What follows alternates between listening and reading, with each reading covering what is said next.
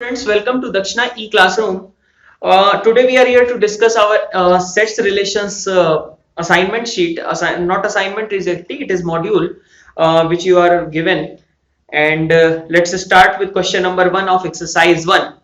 So first question is the set of intelligent students in a class is पहला option है null set, second option singleton, third option finite and D option है not a well defined collection. ठीक है, तो अगर हम सबसे पहले देखें इंटेलिजेंट स्टूडेंट्स, हमने ऑलरेडी एग्जांपल में ले रखा है कि इस तरीके का कलेक्शन क्या होगा, इंटेलिजेंसी का कोई मेजरमेंट नहीं किया जा सकता है एग्जैक्ट एक्यूरेट, इसलिए हमारे लिए ये वेल डिफाइंड कलेक्शन नहीं होगा।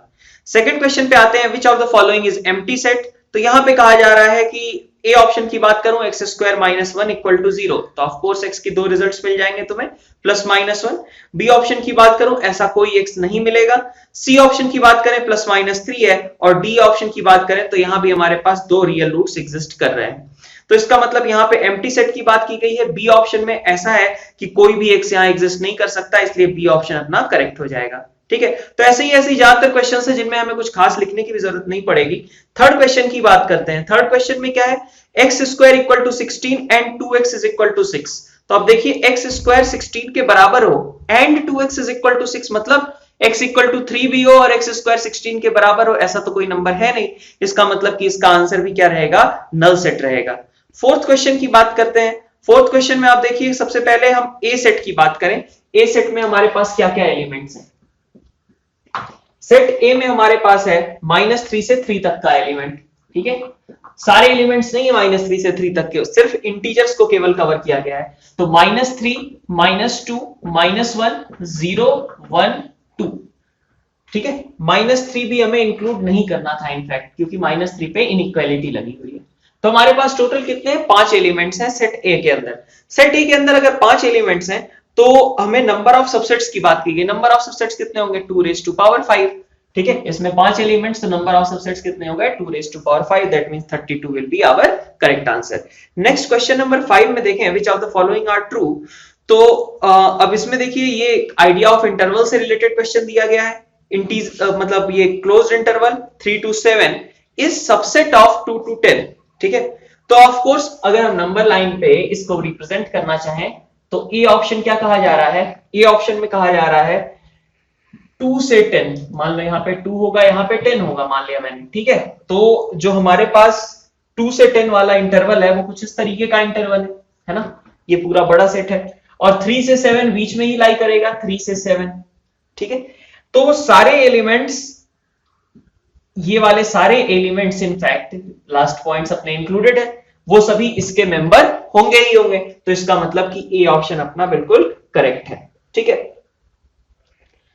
बाकी ऑप्शंस में भी आप देखिए अगर, तो बाकी ऑप्शंस में क्या क्या दिक्कत आ रही है। बी 0 से इंफिनिटी सबसेट ऑफ 4 से इंफिनिटी नहीं हो सकता, क्योंकि 0 से 4 तक के एलिमेंट्स तो इधर दिखाई ही नहीं दे रहे ना। तो बड़े सेट में तो हमारे पास दिया हुआ है 4 से इंफिनिटी।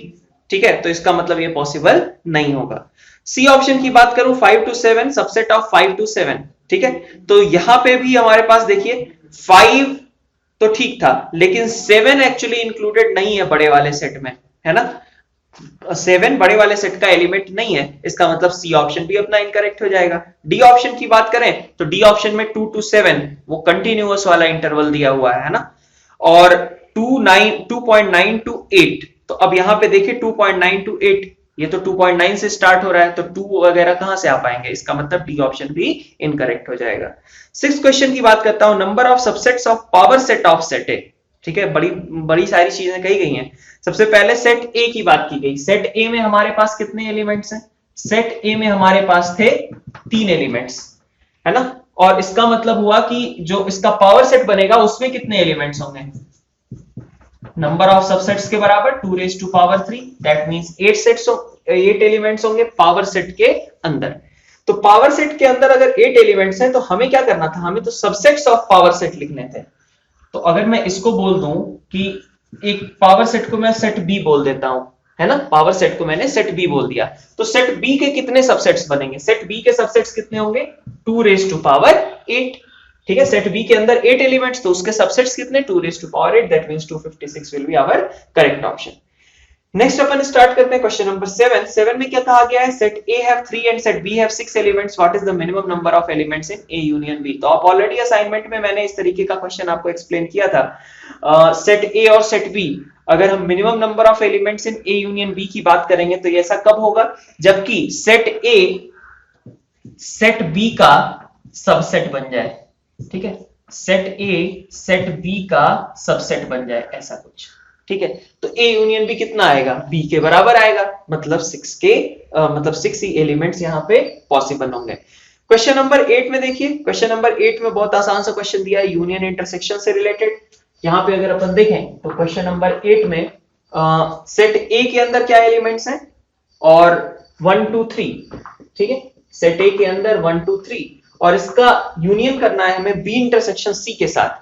तो बी इंटरसेक्शन सी में क्या एलिमेंट्स हैं हमारे पास, बी इंटरसेक्शन सी, बी और सी में कॉमन एलिमेंट कौन सा दिखाई दे रहा है, सिर्फ 4 दिखाई दे रहा है। ठीक है, अब अपन इसका यूनियन करना था तो आंसर क्या हो गया, 1 2 3 4।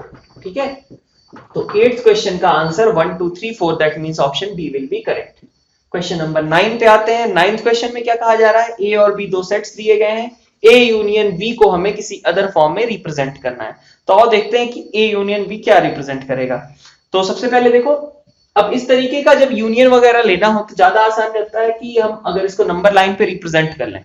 जैसे यहां पे देखो -1 और यहां पे क्या है 1 है। ठीक है, -1 से 1 तक के एलिमेंट्स। तो इसको अगर मुझे इसको रिप्रेजेंट करना हो, ऊपर इंटरवल ही दिया हुआ है, सेट ए के अंदर कुछ इस तरीके से रिप्रेजेंटेशन होगा। अब सेट बी की बात करता हूं, सेट बी में क्या है, सेट बी में यहां पे मान लो 0 मान लिया मैंने और इधर रख लिया मैंने 2। ठीक है, तो सेट बी क्या कह रहा है कि हमें चाहिए कैसा, 0 से छोटा या बराबर, मतलब यहां से लेकर के इधर वाला काम चल जाएगा और यहां से लेकर के इधर वाला काम चल जाएगा। अब अगर ए और बी दोनों का यूनियन करेंगे तो दोनों के यूनियन से क्या आएगा, यहां देखो भाई, यहां से यहां तक का पोर्शन तो पूरा आ ही रहा है, -∞ से 0 एक तरीके से कह लो। तो ये पूरा पोर्शन आ गया -∞ से 0 इंक्लूड करना है क्योंकि ये वाला पॉइंट यहाँ पे इंक्लूडेड है। यूनियन अगर इधर देखें तो कहां से स्टार्ट हो रहे हैं, तो अब आप देखिए 0 से लेकर के 1 वाला पोर्शन भी तो यहां से आ गया ना, तो इसका मतलब कि उसको भी हम इंक्लूड कर सकते हैं। तो यूनियन 0 से लेकर के 1 तक के एलिमेंट्स ऐसा कुछ लिख सकते हैं। यूनियन क्या आएगा, यूनियन आ जाएगा हमारा 2 से इंफिनिटी। ठीक है, ये वाला पोर्शन। ठीक है, जहां जहां ये लाइनें हमने बना दी हैं उन सभी को लेना पड़ेगा, तभी तो यूनियन बन पाएगा। तो अगर हम देखें तो इसको क्लब करके लिख दो, -∞ से ये क्या लिखा जा सकता है 1, यूनियन 2 से लेकर के इंफिनिटी, ऐसा लिखा जा सकता है ए यूनियन बी। तो कौन सा पोर्शन छूट गया, पोर्शन हमारा छूट गया 1 से लेकर के 2 वाला, मतलब इसको ऐसा लिख सकते हैं ना, r माइनस कौन सा पोर्शन छूटा है, 1 छूट गया है पॉइंट। ठीक है, और 2 इंक्लूड किया गया है तो यहाँ पे उसे हटाना पड़ेगा। ठीक है, यहाँ पे 2 अगर इंक्लूडेड है तो यहाँ पे एक्सक्लूड करना पड़ेगा, यहाँ पे 1 नॉट इंक्लूडेड था तो यहाँ पे हमने इंक्लूड कर लिया। तो अगर हम डी सेट की बात करें तो डी सेट हमारा कुछ इस तरीके का होगा, r माइनस, ठीक है, r माइनस, वहां यही चीज लिखी गई थी, डी सेट 1 से 2 के बीच, मतलब कि हमारा जो ऑप्शन है वो ऑप्शन अपना क्या हो जाएगा, बी, यही ऑप्शन अपना करेक्ट हो जाएगा। नेक्स्ट अपन क्वेश्चन नंबर 10 में देखें, smallest set of A such that A union 1 2 is equal to 1 2 3 5 9। ठीक है, तो ए में क्या एलिमेंट हो सकते हैं, ए में भाई 3 5 और 9 को तो होना ही पड़ेगा ना।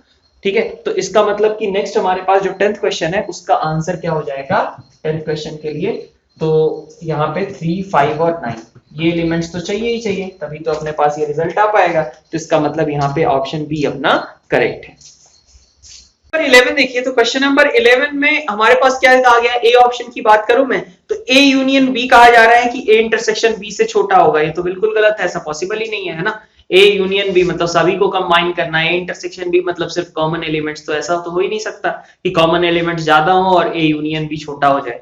बी ऑप्शन की बात करते हैं, बी ऑप्शन में क्या कहा गया, A intersection B is less than n A union B.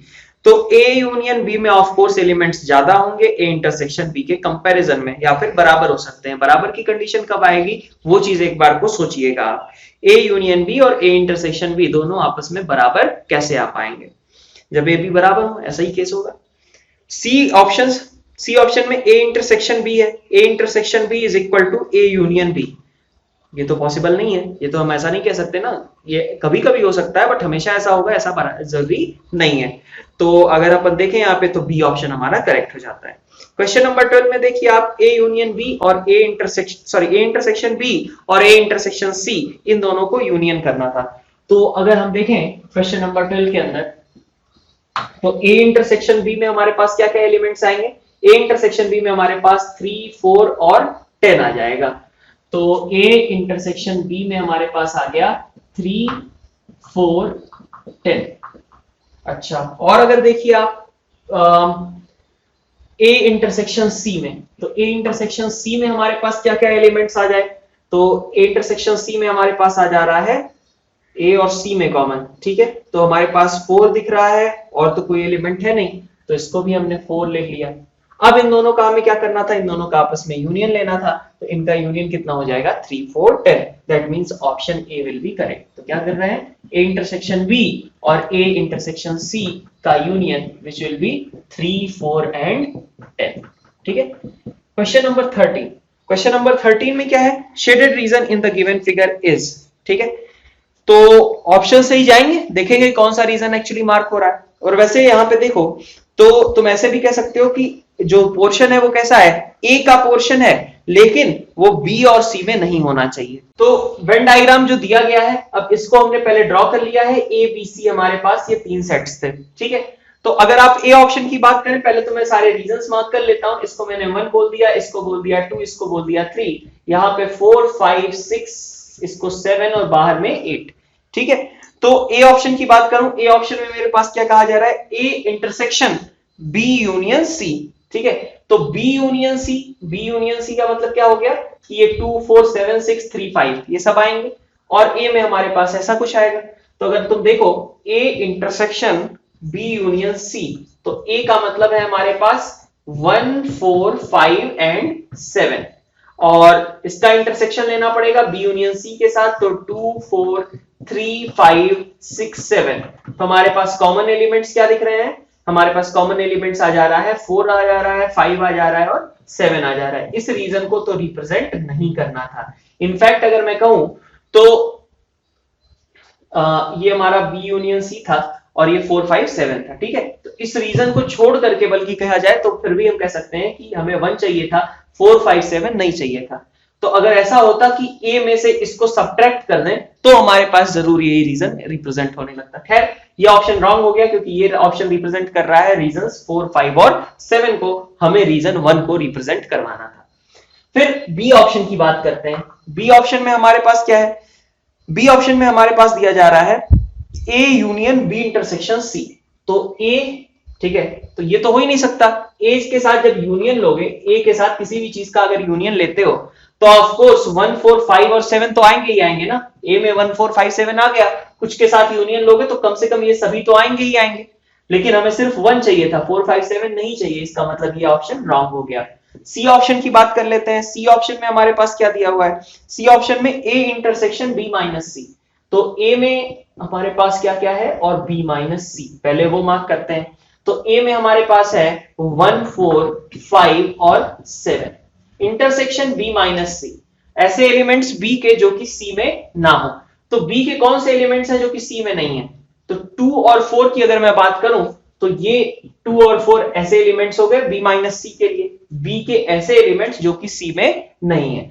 तो अगर इसका इंटरसेक्शन लेते हो तो इंटरसेक्शन क्या आ जाएगा? सिर्फ हमारे पास 4 आएगा। तो इसका मतलब सी ऑप्शन भी हमारा रॉन्ग हो गया। डी ऑप्शन की बात करते हैं।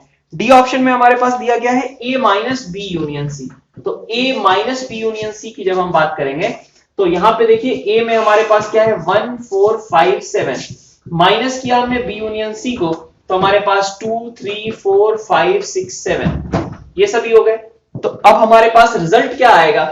यहां पे अगर देखें तो इधर से क्या क्या एलिमेंट है जो कि इधर प्रेजेंट नहीं है। तो इसका मतलब कि हमारे पास सिर्फ 1 आ जाएगा, और इसलिए यही ऑप्शन अपना करेक्ट है। डी ऑप्शन इस क्वेश्चन के लिए हमारा करेक्ट होगा 13th क्वेश्चन में। Question number 14। अब यहां पे आप देखिए तो यहां पे यूनिवर्सल सेट, सेट ए और सेट बी के एलिमेंट्स दिए गए हैं। हमसे पूछा जा रहा है ए डैश मतलब A complement intersection B complement. तो 14th क्वेश्चन में आप देखिए यहां पे सेट ए और सेट बी हमने बना दिए, ठीक है। सेट ए और सेट बी, ठीक है। हमारे पास इसको 1 बोल दिया मैंने, 2 बोल दिया, इसको 3 और बाहर में 4, ठीक है। तो A complement intersection B complement में क्या आएगा? A complement intersection B complement में कौन सा रीजन आएगा?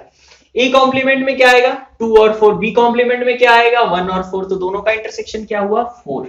मतलब हमें ऐसे चीजें चाहिए जो कि ना तो ए की मेंबर हो ना ही बी की मेंबर हो।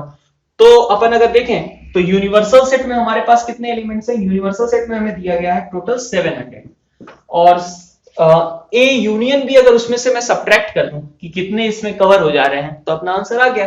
तो ए यूनियन बी के लिए हमें क्या निकालना पड़ेगा? Na प्लस NB, ठीक है, minus n A intersection B.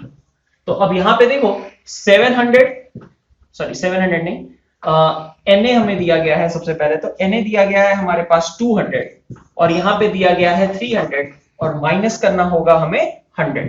तो ये हमारे पास कितने हो गए? 400 हो गए। तो इसमें 400 एलिमेंट्स हैं। हमें क्या चाहिए थे? बाहर वाले एलिमेंट्स। तो बाहर वाले मतलब फोर्थ रीजन में कितने एलिमेंट्स आएंगे?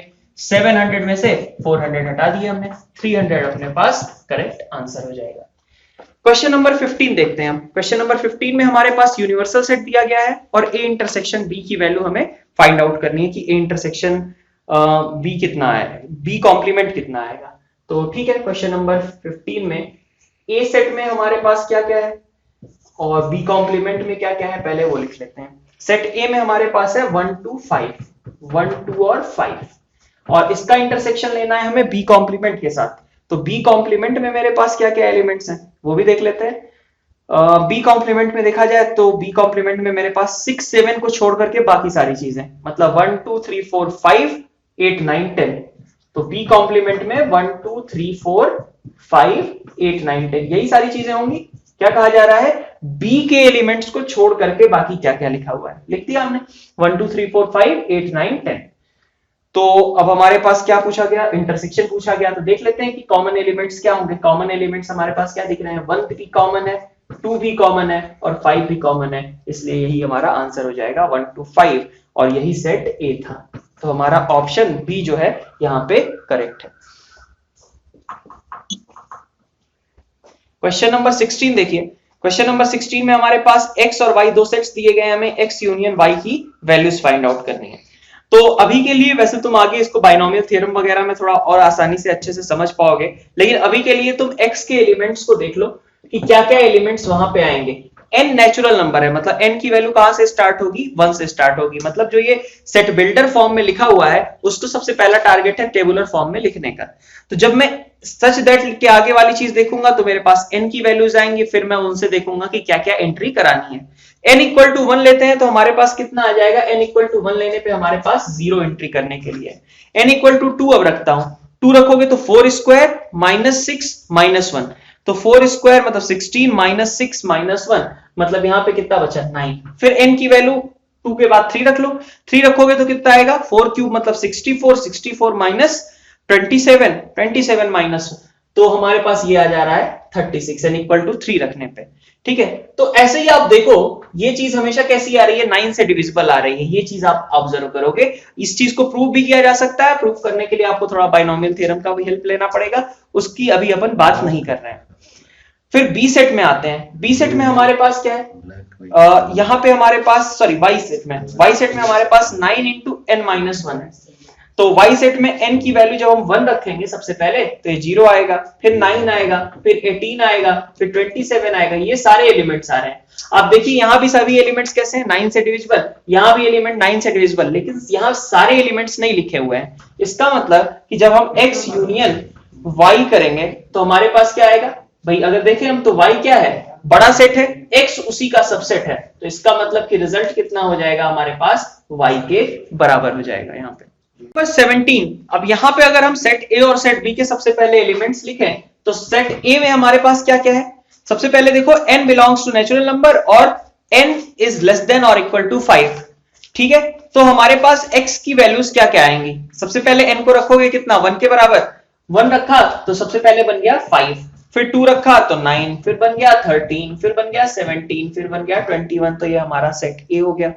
फिर हम सेट बी की बात करते हैं। सेट बी में मेरे पास क्या क्या एलिमेंट्स हैं, 3n such that n is less than और इक्वल टू 8, मतलब कि 3 6 9 12 है ना, 15 18 21 और 24 भी लेना है क्या, हाँ लेना है, ठीक है। 3n मतलब n की वैल्यूज 8 तक जा रही थी, 1 से 8 तक, हमें 3n को एंट्री देनी थी, तो ये हमारे 3n हो गए। अब हमें चाहिए क्या, a माइनस b। तो अब देखो a माइनस बी में मेरे पास क्या क्या एलिमेंट्स आएंगे, सेट a में से सेट b के एलिमेंट्स, मतलब सेट a के वो एलिमेंट्स का सेट जो कि b में ना हो। तो b में क्या नहीं है, देखो 5 नहीं दिखा, फिर 13 नहीं दिखा, फिर इसी तरीके से 17 नहीं दिखा, है ना, तो ये a माइनस बी हो गया। अब जब मैं a में से a माइनस बी को सब्ट्रैक्ट करूंगा, a में से a माइनस बी को सब्ट्रैक्ट करूंगा, तो मुझे क्या चाहिए, a के ऐसे एलिमेंट्स जो कि इससे डिफरेंट हो। तो 5 13 और 17 तो यही हो गए, बाकी क्या बचे हमारे पास 9 और 21। तो क्वेश्चन नंबर 17 के लिए 9 और 21 यही अपना करेक्ट आंसर हो जाएगा, which is option A. Question number 18 भी देख लीजिए। 18 में क्या कहा गया है, A union B is equal to A intersection B। ऐसा कब हो पाएगा, तो वेन डायग्राम से बहुत आसानी समझ सकते हो कि A यूनियन B मतलब ऐसे एलिमेंट्स जो A और B दोनों में कॉमन हो, और वही एलिमेंट्स क्या होने चाहिए, टोटली भी उन्हीं के बराबर ही होना चाहिए। मतलब ए यूनियन बी का मतलब क्या है, ऐसे सारे एलिमेंट्स जो कि कहीं ए या बी में आ गए हो। ए इंटरसेक्शन बी का मतलब कि वही कॉमन एलिमेंट्स भी हो। तो ऐसा कब होगा, जब सेट ए और सेट बी एग्जैक्टली ओवरलैप करें, मतलब ए और बी दोनों आपस में कैसे होने चाहिए, बराबर होने चाहिए। तो 18th क्वेश्चन का आंसर भी यहां से हमारे पास बी ऑप्शन आ जाएगा।